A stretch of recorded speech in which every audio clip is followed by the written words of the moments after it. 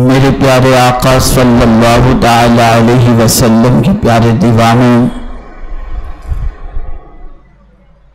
قیامت کی نشانیوں میں سے ایک نشانی یہ بھی ہے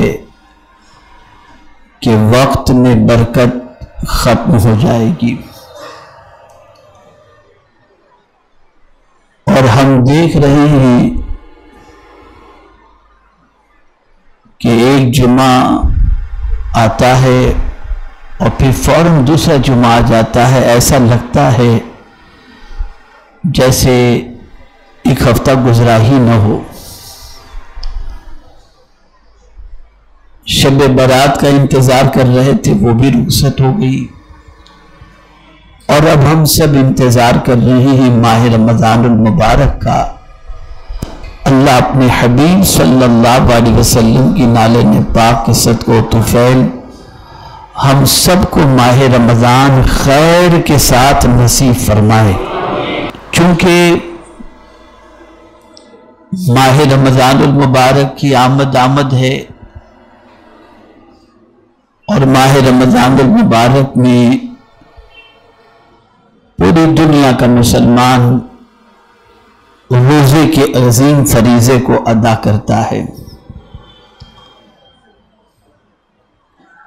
لیکن ایسے میں بھی بہت سارے نوجوانوں کے بارے میں اور بہت سارے لوگوں کے بارے میں جانتا ہوں کہ اس مقدس مہینے میں بھی، یعنی ماہ رمضان شریف میں بھی، وہ کہتے ہیں ہم سے بھوک برداشت نہیں ہوتی اور وہ روزہ نہیں رکھتے، اور بہت سارے بچے ایسے بھی ہوتے ہیں جن پر روزہ فرض نہیں ہے، پھر بھی وہ روزے کو رکھ کر کے اللہ عز و جل کی خوشنودی حاصل کرنے کی کوشش کرتے ہیں۔ ہر ایک چیز کا کوئی نہ کوئی انعام رکھا گیا ہے۔ نماز کا بھی انعام ہے، روزے کا بھی انعام ہے، حج کا بھی انعام ہے، زکوٰۃ کا بھی انعام ہے، کار خیر کا بھی انعام ہے۔ آج مجھے آپ کو بتانا ہے کہ روزے کا انعام کیا ہے۔ اگر کوئی بندہ ماہ رمضان کے روزے رکھتا ہے تو اللہ تعالیٰ اس کو انعام میں کیا عطا کرتا ہے۔ بخاری و مسلم کی حدیث ہے، آقا کریم صلی اللہ تعالی علیہ وسلم ارشاد فرماتے ہیں، ہر عمل کے سلسلے میں اللہ 10 گنا سے زیادہ 700 گنا تک اجر عطا فرماتا ہے۔ کوئی بھی نیکی آپ کر لو، یہ اس کی شان کریمی ہے، کسی نیکی کا 10 گنا دے دیا، کسی کا 20 گنا دے دیا، کسی کا 30 گنا دے دیا، اور بڑھا کر کسی کا 700 گنا تک کر دیا۔ لیکن حضور صلی اللہ علیہ وسلم نیکی کا اجر 700 گنا بتا کر یہ فرماتے ہیں اس میں روزے کو شامل مت کرنا، روزہ تو اس سے الگ ہے، مگر روزہ، سرکار فرماتے ہیں مگر روزہ۔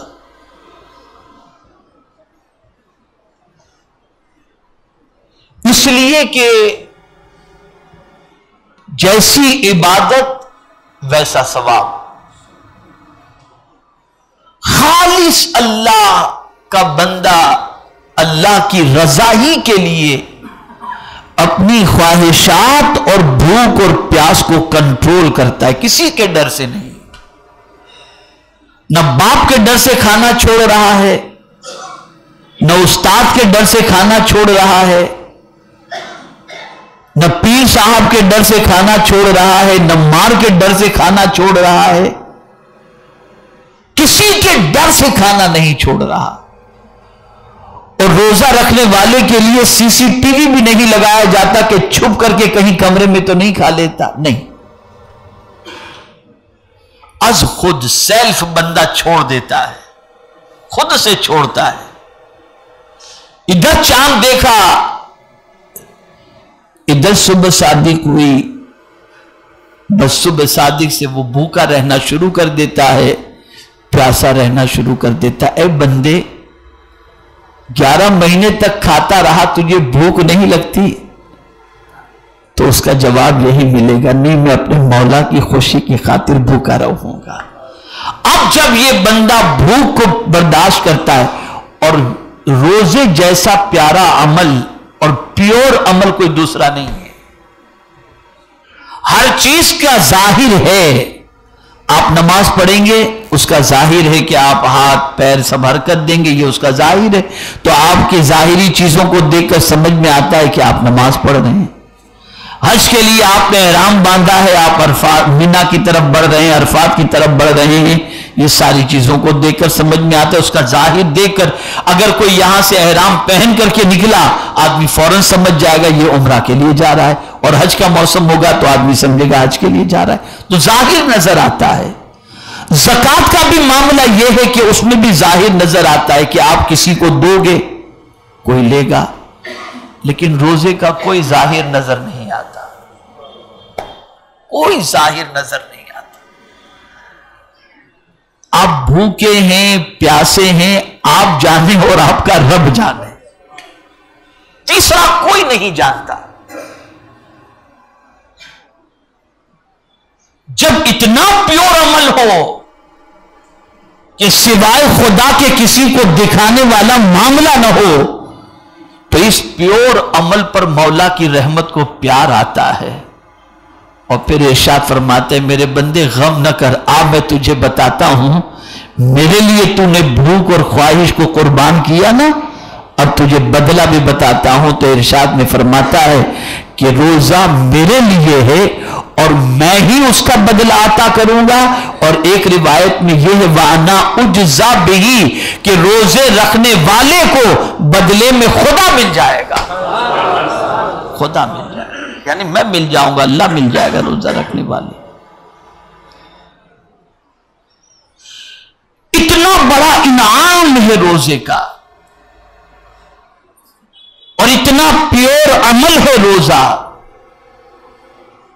اور اسی لیے روزے کو ضائع نہ کیا جائے، روزے کو خراب نہ کیا جائے، روزے کو برباد نہ کیا جائے۔ اتنی محنت تم نے کی بھوک اور پیاس برداشت کرنے کی، اب اس کی برکتوں کو حاصل کرنے کی بھی تمہیں کوشش کرنی چاہیے۔ اور اس کی برکتیں کیا ہیں، اور اس کی برکتیں کیسے حاصل ہوں گی؟ تو پہلی چیز حضور صلی اللہ علیہ وسلم نے فرمائی، زبان کو جھوٹ سے بچانا۔ یوں تو ہمیشہ جھوٹ نہیں بولنا چاہیے، لیکن روزے کی حالت میں تو بالکل جھوٹ مت بولو، کنٹرول ایک دم بالکل جھوٹ۔ روزے کی حالت میں جھگڑا نہ کرو، ایک دم کنٹرول اپنے آپ پر۔ روزے کی حالت میں غیبت نہ کرو، ایک دم کنٹرول کرو اپنے آپ پر۔ اور اگر کوئی شخص روزہ بھی رکھتا ہے اور پھر جھوٹ بھی بولتا ہے، غیبت بھی کرتا ہے، تو پھر میرا رب فرماتا ہے کہ مجھے اس کی کوئی حاجت نہیں ہے کہ تم بھوکا رہے یا پیاسا رہے۔ پھر وہ روزے کی برکت، اللہ بھوکا اور پیاسا رکھنے کے لیے روزہ تھوڑی فرض کیا ہے، روزہ اس لیے فرض کیا تاکہ تم پرہیزگار بن جاؤ، متقی بن جاؤ، تمہاری بری عادتیں نکل جائیں اور تمہیں اچھی عادتوں کا تمہیں عادی بنانے کے لیے روزہ رکھا گیا۔ اب اگر کوئی شخص روزے کی حالت میں جھوٹ سے بچتا ہے، غیبت سے بچتا ہے، جھگڑے سے بچتا ہے، برائی سے بچتا ہے، تو پھر اس بندے کی زندگی نکھر جاتی ہے، اور اس بندے کو روزے کی برکتیں ایسی نصیب ہوتی ہیں کہ ماہ رمضان کے گزر جانے کے بعد بھی وہ اپنے آپ کو برائی سے بچانے کا عادی بن جایا کرتا ہے۔ تو روزہ بہت اہم عبادت ہے، اور ماہ رمضان المبارک کے روزوں کی عظمتوں کا کیا کہنا، وہ اگلے سال کے گناہوں کو معاف فرما دیتا ہے۔ اور اس کی تاثیر یہ ہے، اس کی تاثیر یہ، اللہ اکبر، اور اس کی برکت یہ ہے کہ آقا کریم صلی اللہ علیہ وسلم نے کتنا پیارا انعام بتایا۔ میرے آقا صلی اللہ علیہ وسلم فرماتے ہیں کہ روزے دار کو اللہ 2 خوشیاں عطا فرماتا ہے۔ کتنی خوشیاں؟ 2 خوشیاں۔ ایک خوشی اسے افطار کے وقت ہوتی ہے، یہ تو دنیا میں ہو گیا۔ اب آپ دیکھیں روزے دار کی پوزیشن یہ ہوتی ہے کہ افطار کا وقت آتا ہے تو اسے خوشی ہوتی ہے نا کہ چلو میرا روزہ پورا ہوا، یہ نہیں کہ مجھے کھانے کو مل رہا ہے، الحمدللہ میرا روزہ پورا ہوا۔ تو وہ افطار کے وقت جو اسے خوشی ہوتی ہے یہ دنیا کی پہلی خوشی ہے۔ اور دوسری خوشی جانتے ہیں؟ کوئی درمیان میں دوسری باتوں کا تذکرہ نہیں، ڈائریکٹ دوسری خوشی اللہ کے رسول صلی اللہ علیہ وسلم فرماتے ہیں کہ روزے دار کو دوسری خوشی یہ نصیب ہوگی کہ اسے مولا کا دیدار نصیب ہو جائے گا۔ یعنی ایک افطار کو دیکھنا، اللہ کے رزق کو دیکھ کر افطار کے وقت اسے خوشی ہوتی ہے، اور دوسرا روزی دینے والے خدا کو دیکھ کر قیامت میں اسے خوشی ہوگی۔ پتہ یہ چلا کہ میرے پیارے آقا صلی اللہ تعالی علیہ وسلم کے پیارے دیوانوں، روزہ بہت بڑی عبادت ہے، اسے ضائع مت کرو، اسے خراب مت کرو۔ ڈھال ہے روزہ، سرکار صلی اللہ علیہ وسلم نے فرمایا، بلکہ فرمایا روزے کی حالت میں اگر تم روزے کی حالت میں ہو کوئی جھگڑا کرے تو اسے ہاتھ جوڑ کر کہہ دو بھائی میں روزے سے ہوں، جھگڑا کرنے مت چلے جاؤ، تم ہاتھ جوڑ کے منع کر دو میں روزے سے ہوں، رک جاؤ، تم اپنے آپ کو روک لو، اس لیے کہ روزے کی حالت میں یہ چیز زیب نہیں دیتی۔ اور پھر روزے کا حال کیا؟ یہ گناہوں کو جلا دیتا ہے۔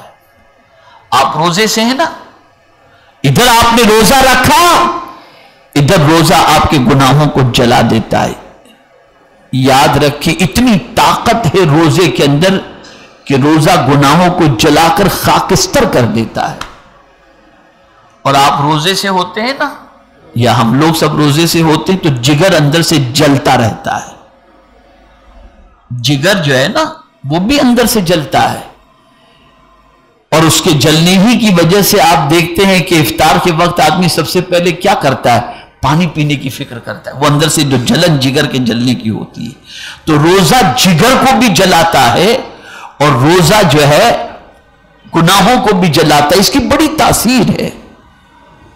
بعض روایتوں میں آتا ہے کہ سب سے پہلے حضرت نوح علیہ السلام نے روزہ رکھا، اور اگر یوں دیکھا جائے تو حضرت آدم علیہ السلام سے لے کر حضرت عیسیٰ علیہ السلام تک اللہ نے سب نبیوں پر روزے فرض فرمائے، لیکن سب نبیوں پر جو روزے فرض فرمائے ان روزوں کی سچویشن جدا تھی، اور اس امت پر جو روزے فرض فرمائے اس کی سچویشن جدا ہے۔ اس امت سے بڑا پیار ہے میرے مولا کو، کیونکہ محبوب کی امت ہے اس لیے یہ بھی محبوب ہے۔ بڑی آسانیاں رکھی گئی، بڑا کرم فرمایا گیا، اتنی آسانی رکھی گئی کہ فمن کان منکم مریضا او علی سفر فعدۃ من ایام اخر۔ یہ نہیں کہ اب تم بوڑھے ہو، مسافر ہو، مرنے کے قریب ہو، بیمار ہو پھر بھی تم روزے رکھو، نہیں، قرآن نے رعایت عطا فرمائی ہے۔ اگر تم میں سے کوئی مریض ہے اور کوئی سفر میں ہے تو بعد میں گنتی پوری کر لے جہاں کا رہنے والا ہے۔ ہم ممبئی کے رہنے والے ہیں، اب ممبئی کے اندر اگر 30 روزے ہوئے اور درمیان میں اللہ نہ کرے کوئی بیمار ہو گیا تو بیماری کی وجہ سے اس کے 2 4 6 روزے چھوٹ گئے، تو اب یہ روزے جو چھوٹے ہیں تو ممبئی میں جتنے روزے ہوئے تھے، یعنی 30 روزے ممبئی میں آپ نے روزے شروع کیے تو ممبئی کے اندر 30 روزے ہوئے، تو آپ رمضان المبارک کے بعد باقی کے روزے جو آپ کے قضا بیماری کے اندر یا سفر میں ہو چکے ہیں تو 30 کے اعتبار سے عدد کو مکمل کر لو، یعنی بعد میں اسے پورا کر لو۔ آپ سفر میں ہیں، اب بسا اوقات یہاں سے انسان امریکہ جاتا ہے، رات کو 2 بجے کی فلائٹ ہے اور 17-18 گھنٹے کا سفر طے کر کے پہنچتا ہے، وہاں جب پہنچتا ہے تو یہاں سے سفر شروع کیا تھا رات کو 2 بجے، وہاں پہنچا تو وہاں کے دن کے 12 بجے ہی، اب پھر وہاں 8-9 گھنٹے کا مسئلہ، تو اب آلریڈی وہ یہاں سے اتنے گھنٹے کا سفر کر چکا ہے، 18 گھنٹے کا، پھر 8 گھنٹے کا، تو یہ 26 گھنٹے کا روزہ اس کو دقت ہوگی۔ تو قرآن نے مسافر کے لیے بھی اجازت عطا فرمائی کہ سفر میں بھی تم اگر روزہ نہیں رکھ سکتے تو بعد میں عدد مکمل کر لو، تعداد مکمل کر لو۔ اور پھر یہ ایک بات عرض کر کے میں اپنی گفتگو کو ختم کرتا ہوں، کوئی یہ تصور نہ کرے، کوئی یہ تصور نہ کرے کہ معاذ اللہ اللہ نے ہم پر کتنی سختی فرما دی، نہیں۔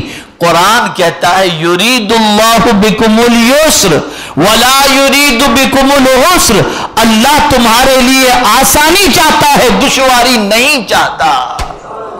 اور یہ روزے تو فرض اس لیے کیے گئے تاکہ تم پرہیزگار بن جاؤ، بلکہ یاد رکھیں روزہ رکھ کر کوئی بیمار نہیں ہوتا۔ سرکار صلی اللہ علیہ وسلم فرماتے ہیں روزہ رکھو اور صحت مند ہو جاؤ، روزہ رکھو اور صحت مند ہو جاؤ۔ اور جو شخص جان بوجھ کر کے ایک وقت ایک دن کا روزہ ترک کرے، قضا کرے، جان بوجھ کر، کوئی بیماری نہیں، تندرست ہے، جان بوجھ کر نہیں رکھ رہا، اس کا انجام اچھا نہیں ہوگا، اس کا انجام بہت برا ہے، بہت برا ہے، بہت برا ہے۔ اس لیے میری گزارش ہے ماہ رمضان المبارک کے روزے کی تیاری اب کس طریقے سے کرنا، تو اس کے لیے آپ کو یہ بات ذہن میں رکھنی ہے کہ میرے پیارے آقا صلی اللہ علیہ وسلم کے پیارے دیوانوں اپنی ہیلتھ کو کیئر کریں، اپنی صحت کا خیال رکھیں، اور اللہ کی بارگاہ میں دعا کریں کہ اللہ خیر و عافیت کے ساتھ ہمیں ماہ رمضان نصیب فرمائے، اور ماہ رمضان کے روزے ہمیں نصیب فرمائے، اور ماہ رمضان کی عبادتیں ہمیں نصیب فرمائے۔ انشاءاللہ زندگی رہی تو مزید باتیں آئندہ جمعہ کو میں کچھ آپ کے سامنے عرض کروں گا۔ اللہ مجھے آپ کو سب کو توفیق نصیب فرمائے۔ وَمَا عَلَيْنَا إِلَّا الْبَلَاغُ الْمُبِينُ۔ السلام علیکم ورحمۃ اللہ وبرکاتہ۔